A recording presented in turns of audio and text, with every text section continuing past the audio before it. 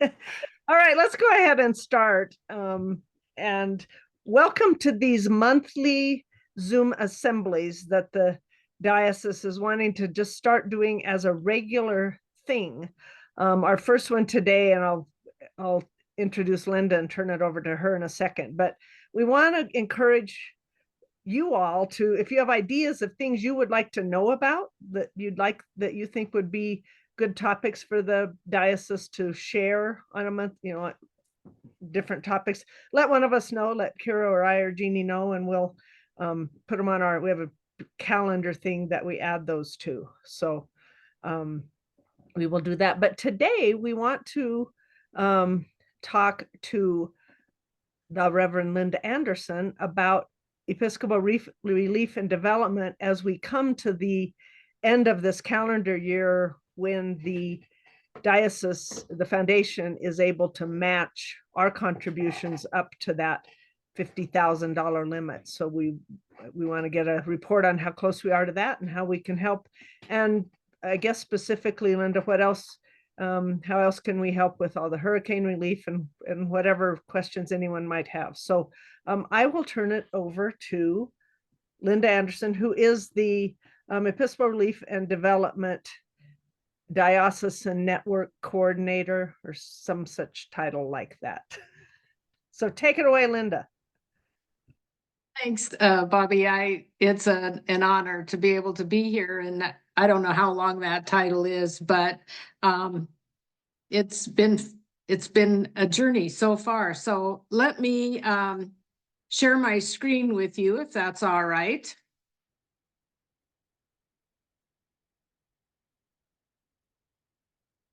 So,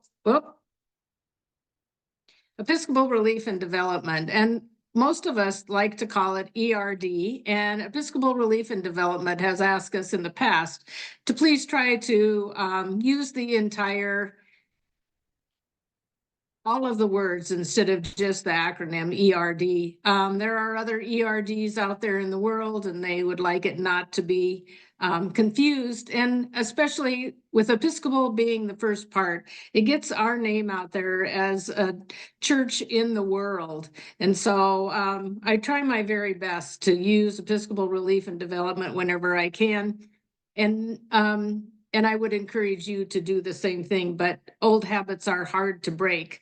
So I have been blessed to carry on in the footsteps of Sid Johnson and the work that she did with the Episcopal Church of Wyoming and the Episcopal Relief and Development. We have had quite a relationship with them in the past, and my hope is that that will continue.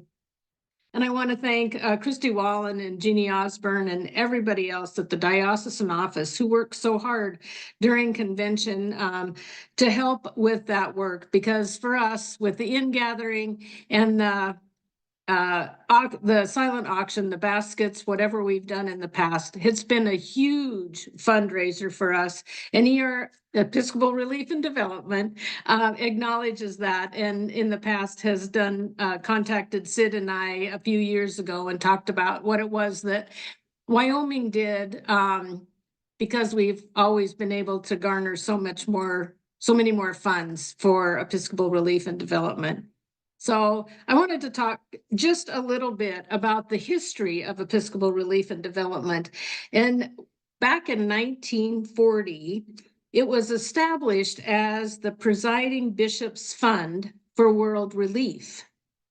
And the main focus at that time was to aid the refugees from World War II as they were coming into the United States and wherever else they might have been going. The focus later moved then to humanitarian assistance relief for those people caught in a myriad of reasons for having to move, or other events that happened in their life. And by the 1960s and 70s, the focus became sustainable development. So as our world after the wars became a little bit more peaceful, the organization changed its focus as well. So In 2000, the organization was renamed Episcopal Relief and Development. And prior to that, you could write grants. And now the grants could be written for relief and assistance. In 2002, the emphasis changed to long-term development projects, and grants were no longer accepted for anything that was short-term, but only long-term development. By 2023, 4.1 million participants had been reached in 41 countries, and $2.3 million had been saved by community groups in various different countries. So over 80 years of collaborating with faith-based and secular partners, sharing and learning together to provide asset-based community development. Episcopal Relief and Development collaborates with partners around the world to facilitate healthier, more fulfilling lives in communities struggling with hunger, poverty, disaster, and disease. Respecting the dignity of all people, Episcopal Relief and Development works in communities of people from all faiths. The three key priorities at this time are women, children, and climate. Early childhood development has since 2016 has become the focus, and children are the future. Episcopal Relief and Development is working with partners to improve the food and nutrition of children around the world. Teams of nutritionists and doctors work with local families to protect the health of children and prevent diseases. There are programs that teach parents to improve their parenting skills. Creating economic stability helps provide access to all the programs that might be available to children and adults through this initiative. And protecting families and working to provide services locally helps increase the possibility of successful childhood. So Episcopal Relief and Development does not go in for a short period of time taking doctors from the United States or nutritionists or other specialists, provide a program and then leave, but they work with the local people there who are the experts in that area and develop programs of sustainability so that it's not just a one and done kind of thing, but programs are developed for a long period of time with people on the ground there knowledgeable about the culture and society in that particular area.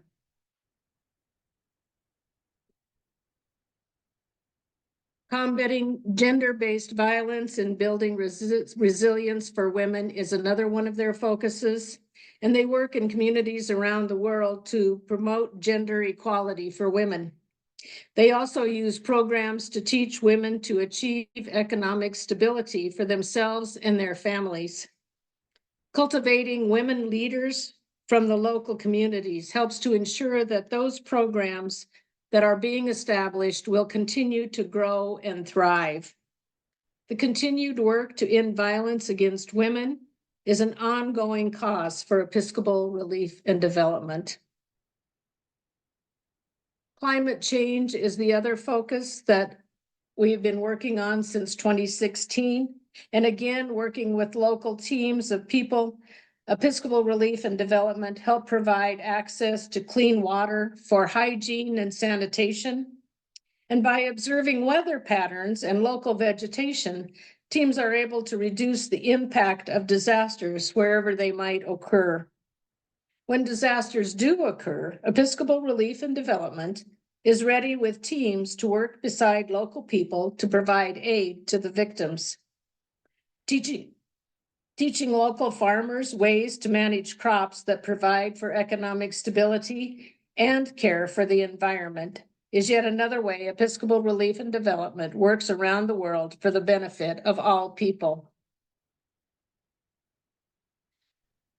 Where in the world is Episcopal Relief and Development? So unlike Waldo, Episcopal Relief and Development is easy to find. They are active in 13 countries in Africa, 2 countries in Asia, 8 countries in Latin America. In the Middle East, we work closely with Episcopal Diocese of Jerusalem, providing aid there and in Lebanon and on the West Bank. Episcopal Relief and Development provides disaster response in the United States as well. And most recently, I'm sure you're aware, in the Carolinas and in Florida.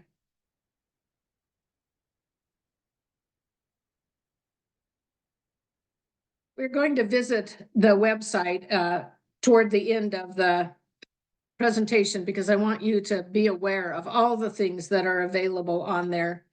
But before we can talk about what we can do, let's talk about how the money donated to Episcopal Relief and Development is allocated within the organization.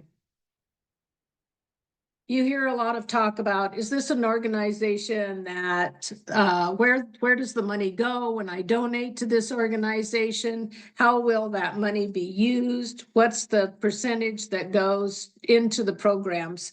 So for Episcopal Relief and Development, 84% of your donation money goes to the program implementation. So it's on the ground working with the people in the countries. 11% goes to fundraising. So the newsletter that you might get, or the mail, or the email that you get asking for your donation, 11% of what you send in goes to that, and only 5% to administration. So you can be guaranteed that your money is well spent and not on the organization itself.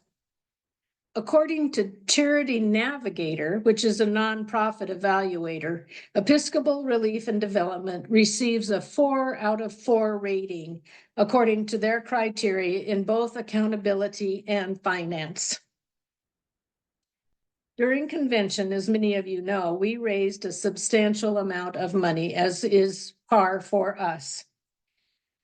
I had a dream that the Episcopal Church of Wyoming could raise $50,000 to donate to Episcopal Relief and Development this year. With matching funds from the foundation, the total would be $100,000. And we are so close. At the last counting from Jessica, we are $4,898.69 to go. And I just know that we here in Wyoming will be able to do that. So how can you help? Donations can be made directly online. I did try that just to see how easy it was. It is extremely easy. They send you right away back an email telling you an email receipt. And then not too long ago, I received from them in the mail a document to use for your taxes. You can call the 1-800 number. Episcopal Relief and Development has an address, so if you want to send them a check by snail mail, you can certainly do that. Or you can send your check to Episcopal Church in Wyoming in Casper, and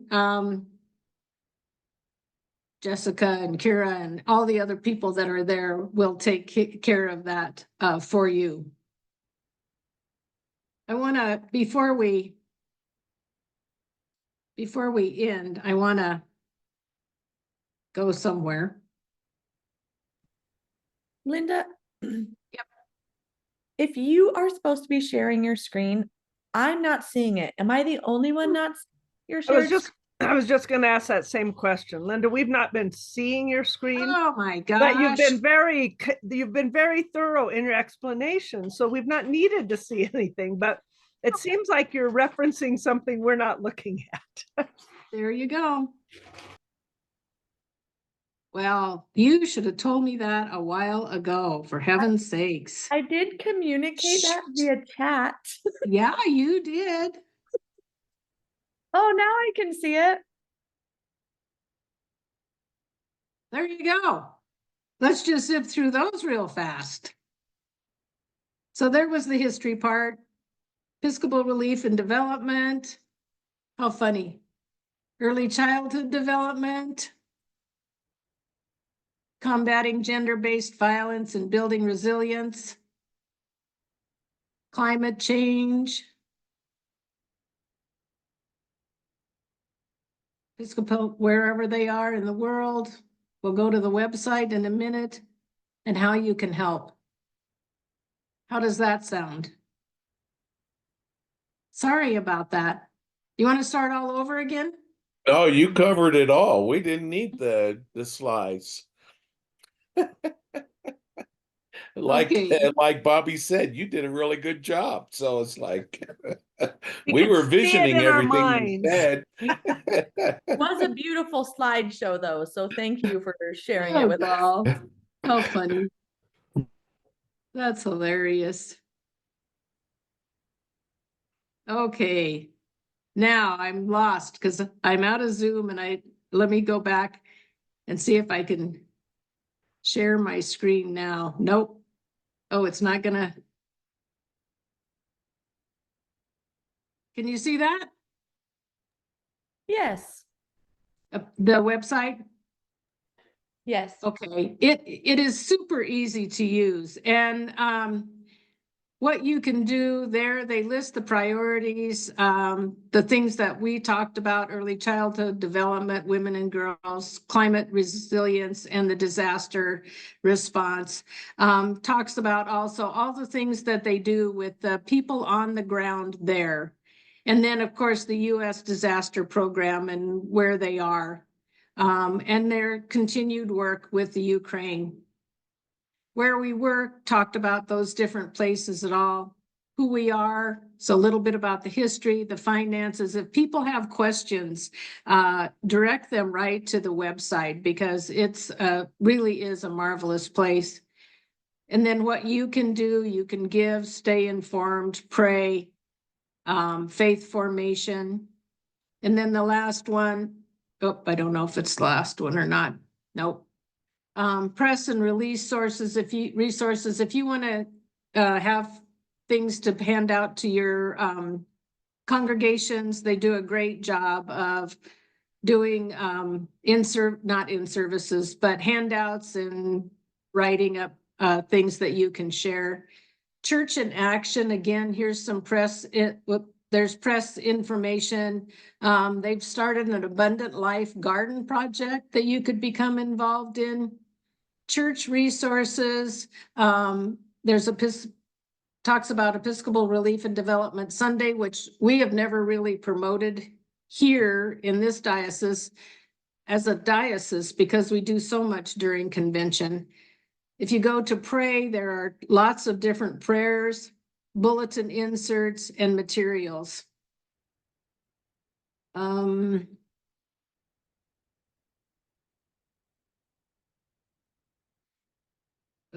I wanted to go to the church worship resources.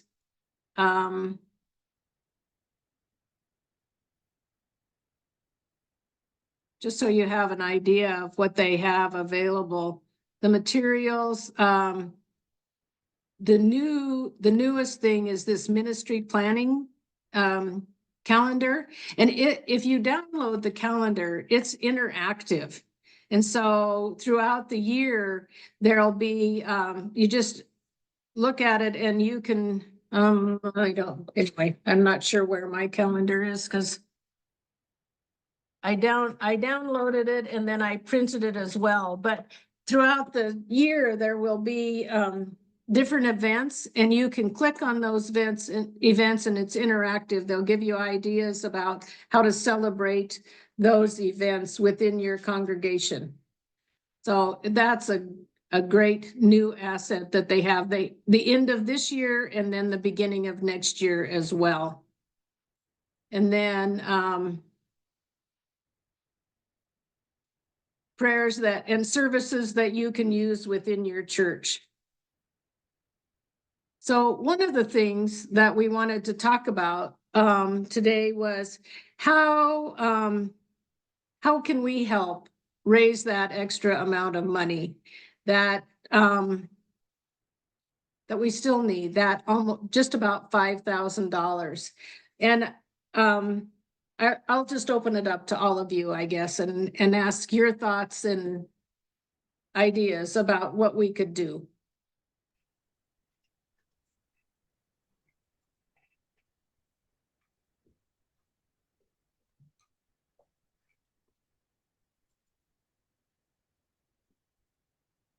Crickets. Yeah. We could rip off Toys for Tots and put some Christmas trees up with little tags on them people can donate to.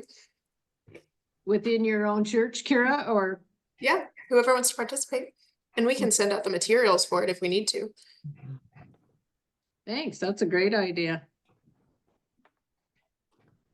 Linda sent out and has available if your churches need them, a little, we used to call it a mite box. Yeah. But the little boxes that you can put donations to Episcopal Relief and Development, put those in your churches. And Like the ones, we had them on the tables during convention, and I have some of those available. I'd be glad to send them to you if you just let me know, email me how many you might need for your church. And might I recommend you try to count them in the dark while people are singing karaoke. It is fun. We'll put that on the list. yeah, Linda, how many of those boxes do you have? Right now, I probably have 20, but I can get more at any time. And they come fairly quickly once you order them.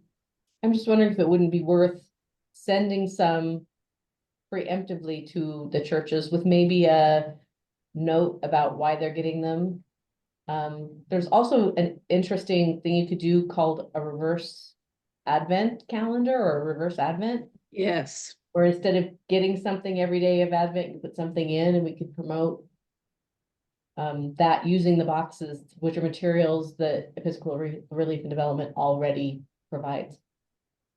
Are there, I did give the missional priests boxes for their churches. They already have those. And so how many more would I need to send out to the other churches? Any ideas about how many? well, our missional churches cover 12 churches, so 12, another Oh. 30-ish. 30, 30 plus. I can order 40. Okay. Because Christmas is a good time to, Advent would be a good time to focus on that. It is. Could I just put ask here, did you set a deadline? Because I didn't get into the meeting. It took 20 minutes to get in. Sorry. Did you set a deadline for this last burst of 5,000? I want it by the end of the year, Pamela. Thanks for asking. Thank you. And maybe we can do it like Ellen and I were just talking about stewardship campaigns. And maybe to just, as I'm sitting here saying, all right, I have just donated $100 to Episcopal Relief and Development congregation. I challenge you to do the same. Here's the website link. To be able to do it that quickly for a lot of people is pretty easy peasy, because Yep. they take your money very easily. Yeah. It was amazing that how quickly they took my money, but more importantly, how quickly they responded back with a thank you and a receipt in the email. So I was just, and of course, for those people who aren't able to do that, then there are several other ways that you can do that. So I have a Well, question. one of the things that Linda said, I don't know if you heard her say this, was that that if you do that online, just send a copy of the receipt to the office, and Jessica or Kira will make sure that the amount is matched by the foundation, because that's the important part of making sure we get the match it out. Match. Absolutely. Absolutely. And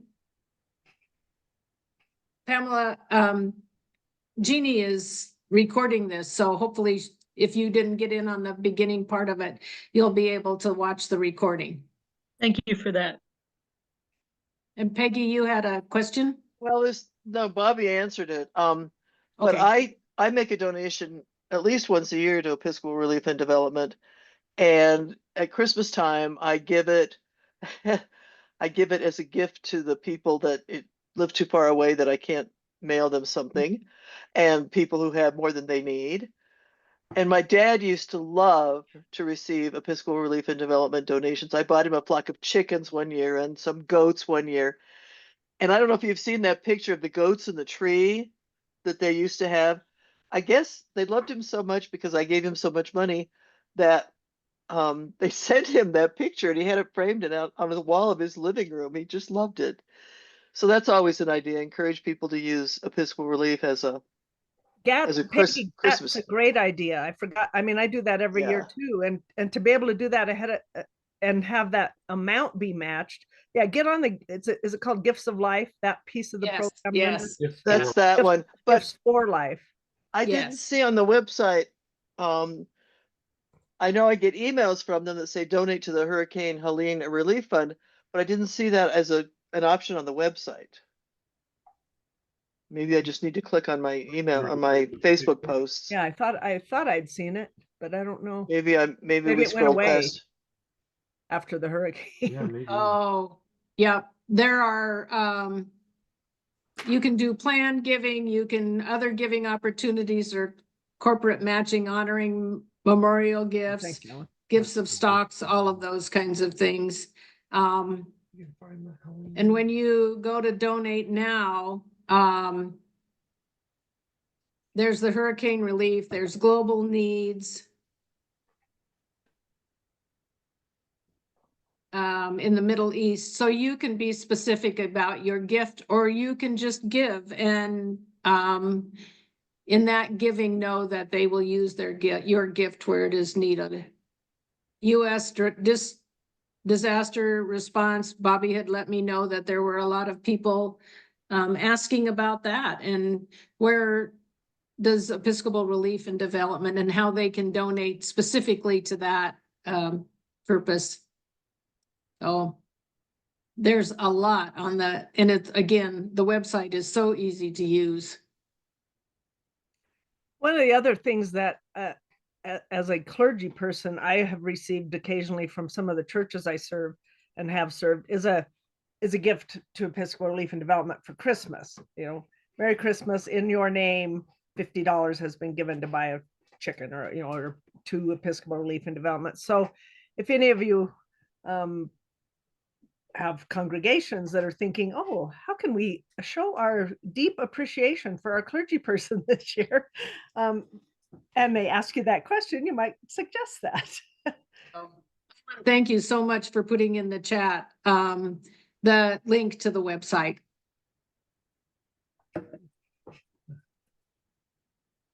Linda, is there a way to make some, I don't know, suggestions for where it might be good for Episcopal Relief and Development to be looking for new places to support? Is there a way to communicate that to them, that there's just really this thing that people need some support, and could you look at being involved in that? Absolutely. With the fire incidents in Wyoming and around Buffalo and Sheridan, Reverend Todd Young was wondering about that. And so I had given him a link to Episcopal Relief and Development, and he connected with them. And it ended up that they were not able to help with that relief at that time, because it's a lot of work. As you saw, the money goes, they make sure that the money goes for the disaster that it was meant to go for, and not to an organization, so it has to be an established organization that Episcopal Relief and Development donate to, so that they know the money will go directly to that. And while there were those entities there that could have happened, Todd just indicated that it was quite a bit of work. But absolutely, you can contact either myself or Episcopal Relief and Development directly, and they will help you to navigate through that. Thank you. Thanks for asking. I have found Episcopal Relief and Development staff to just be super engaging with us. I mean, the first day I wandered through the exhibit hall at General Convention, Tamara Plummer, who works for Episcopal Relief and Development, came running out of their booth and, Bobby, how's Wyoming? How are you? I mean, they're just, they are so appreciative of what we do. We're kind of a shining star in their world. And so they are certainly receptive to hearing from Wyoming. They are. And again, they were very helpful. But you know, Todd just indicated that the amount of time they had to figure that out, and the manpower that they had available in Buffalo at the time just didn't work out, but they would have provided relief even to little old Wyoming. We were talking, Linda and I and Todd last week about, I remember them providing money when Lusk had that gigantic rainstorm that they got 5 inches of rain in like an hour. I mean, it was just a downpour. They don't even have a river in Lusk, but it completely filled all the businesses downtown full of water. The basements were just, and it took out bridges and was a giant and we got money from Episcopal Relief and Development for the town of Lusk through St. George's over there. So, and there probably are other examples. That's just one that comes to mind in my head. So I'm sorry, Linda, did you say that they sometimes work through already established organizations? They do. Okay. They will. They try to connect as much as possible to the local organizations and the local people that are there, whether you're talking about experts in the field, doctors, nutritionists, climatologists, vegetarian, whoever can do whatever it is they do. They try very hard to establish programs within that local area. So it's not a one and done kind of thing, but they make that connection there and then have a lasting. So they try to work with an established organization there. mm-hmm.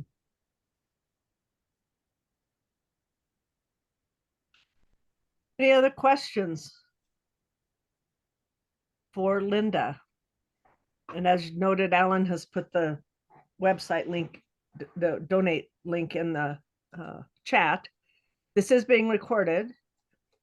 And any ideas anyone has, just we've still got a couple minutes, any ideas on future topics you would like to have discussed at this monthly Zoom assembly? Bobby, I was talking to some of the people who are alumni of Iona School, and we were brainstorming some things that we could do on maybe a monthly Zoom meeting. And I think it would be nice if it were a broader audience. But they were talking about what works in your church, what problems you're facing especially as a bivocational priest or with a teeny tiny shrinking congregation. Resources that are available to impecunious congregations, those types of things. So I'm not sure that noon is a good time for those of us who have day jobs, but those are some ideas that have been broached to me. Okay, good. Yeah, that's a good, we were actually talking about that the other day, I think at the office, about having at least a clergy of churches that are bivocational or churches that are not. I mean, Jordan Bishop over in Lander would love to have a regular conversation with other clergy. So so that's something we can certainly look at, either as this thing or as a more specific, when's a good time to do that. So thanks, Peggy. What I'm hearing is I feel so isolated out here in the boonies of Wyoming, especially people who live, a million miles from anything, and they really crave connection. Mm-hmm. Good thought. Good thought. Well, if there isn't anything else, I would close in prayer. One of the ones from Episcopal Relief and Development, and I will share my screen if I can. Yeah. There you go.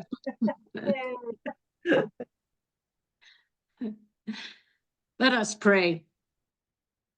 Generous and loving God, we come to you in thanksgiving, knowing that all we are and all that we have is a gift from you. In faith and love, help us to do your will. We are listening. Speak your words into the depth of our souls that we may hear you clearly. We offer to you this day all the facets of our life, whether it be at home, at work, or at school. We seek to be patient, to be merciful, to be generous, to be holy. Give us the wisdom and insight to understand your will for us and the fever to carry out your good intentions. We offer our gifts of time, talent, and possessions to you as a true act of faith to reflect our love for you and our neighbors. Help us to reach out to others as you have reached out to us. Amen. Amen. Amen. Thank you. Thank you all. Thank you all for joining. And as Jeannie noted, this is recorded, so it'll be available to share and review and learn from, and get out there and it's easy to get $4,400. We can do that. Let's do it. Thank you all for joining us, and we'll see you next month. Jeannie, do we know what the next month's topic is? Yes. So it will be Bishop Catherine visiting with us about the Episcopal Church. I have no other details.